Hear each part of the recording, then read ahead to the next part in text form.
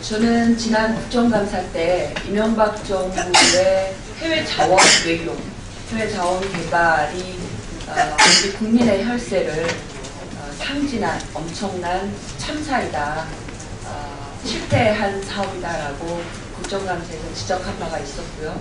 한국석유공사, 그리고 한국가스공사, 한국광물자원공사의 대표적인 실패 사례를 또 낱낱이 국민들께 보고드린 바 있습니다.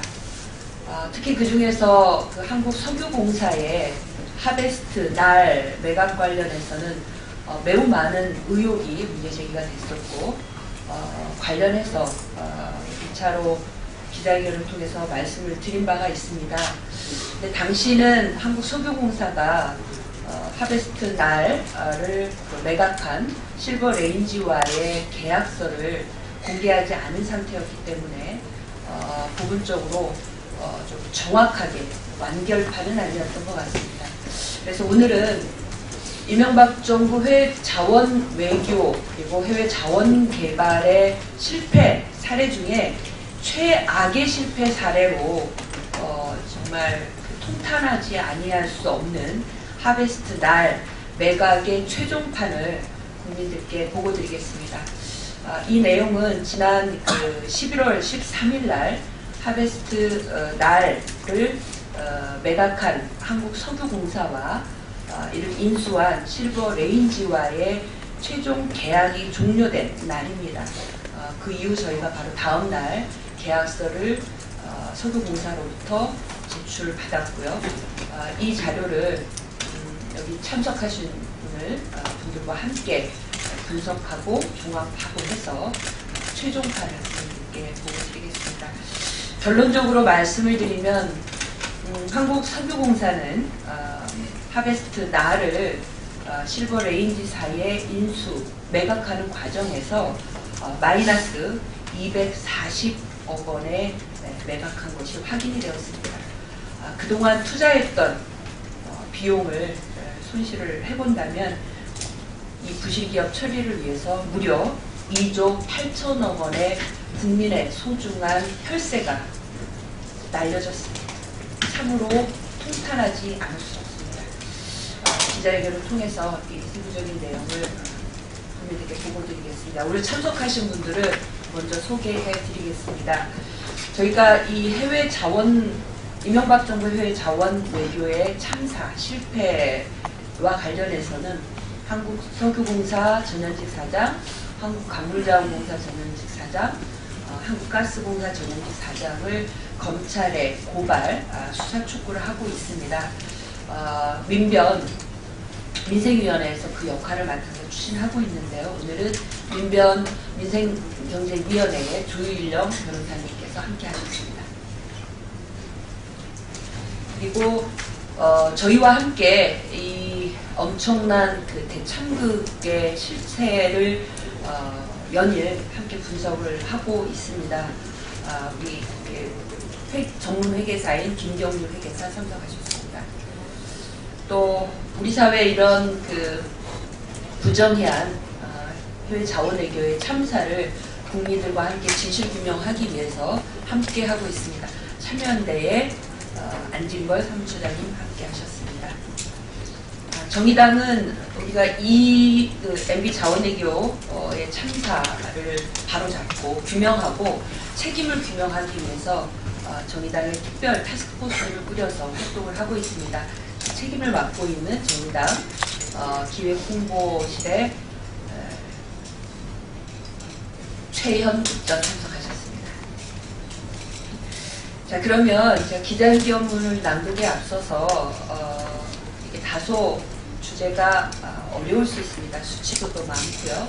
그래서 현재 한국석유공사가 하베스트 날을 실버레인지에 매각하는 과정에 이 매각이 결국 저희는 마이너스 245억에 매각을 했고 국민들의 소중한 혈세 2,800억 원이 공중분해되었다라고 최종 결론을 내리고 있습니다.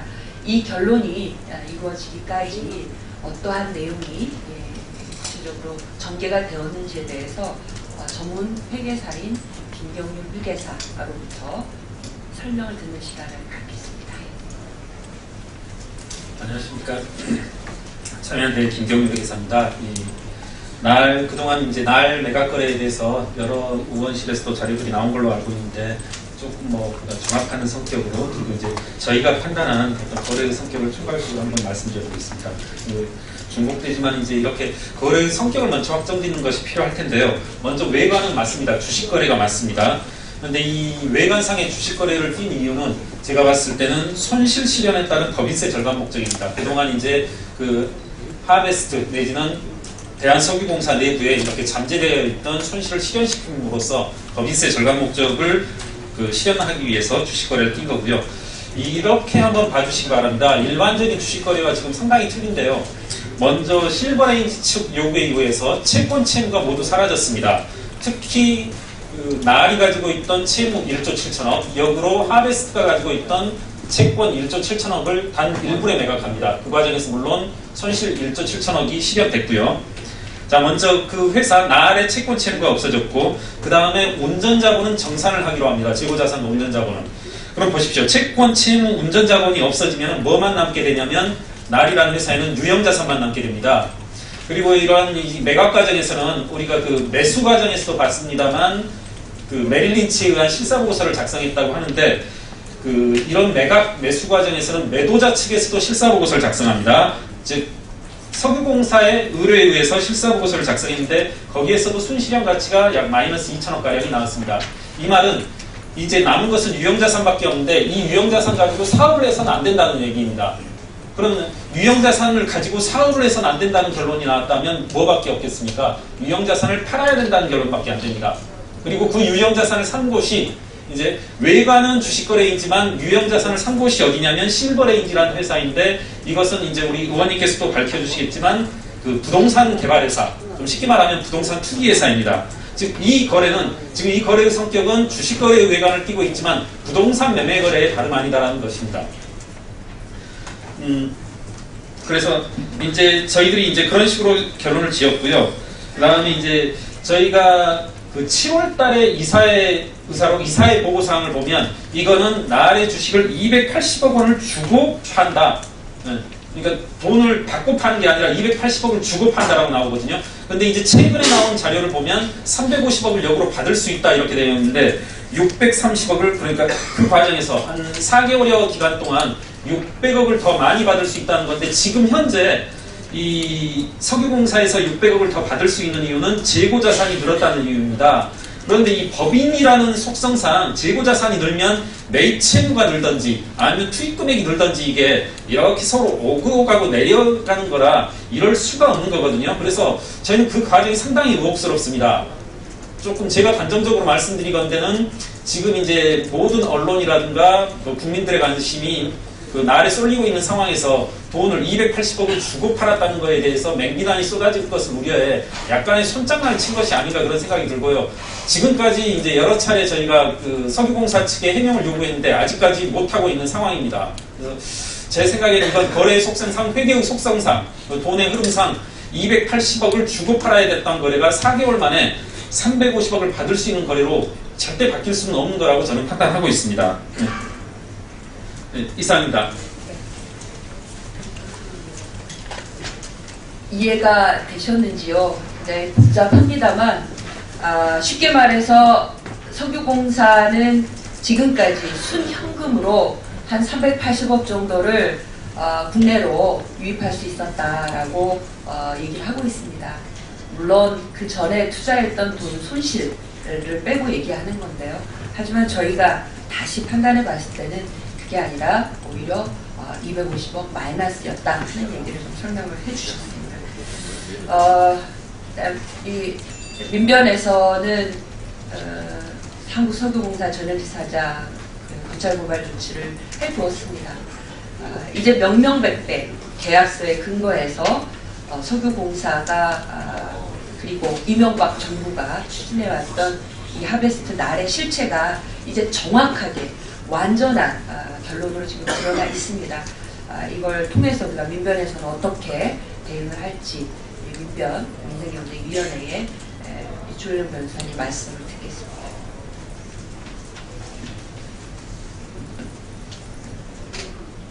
네, 민주사회를 위한 변호사 모임 민생경제위원회 조일영 변호사입니다.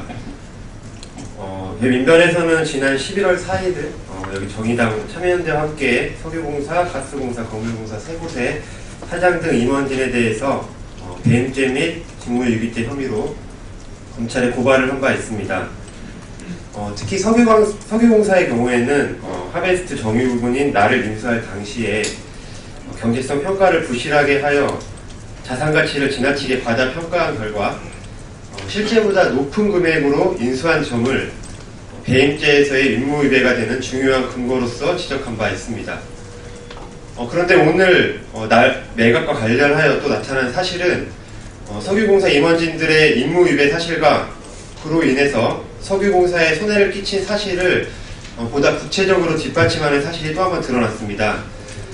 이와 같이 이명박 정부 당시에 추진되었던 자원외교와 관련하여 석유공사, 가스공사, 건물공사 임원진들이 행한 범죄 사실들이 점차 사실로 드러나고 있고, 이처럼 사실로 드러나고 있는 이상 검찰은 이들 모두에 대해서 철저히 수사를 진행해야 할 것입니다. 하루빨리 수사에 임할 것을 다시 한번 검찰에 촉구하는 바입니다. 아울러 저희 민변에서도 속속 이런 드러나고 있는 추가 사실들을 정리하여 검찰에 증거자료로 제출하도록 하겠습니다. 이상입니다. 참여연대 됐어요? 그러면 제가 기자회견문으로 오늘 정리를 하겠습니다. 그리고 이 석유공사의 하베스트 날 매각 과정도 그렇고 매각 결과도 그렇고요.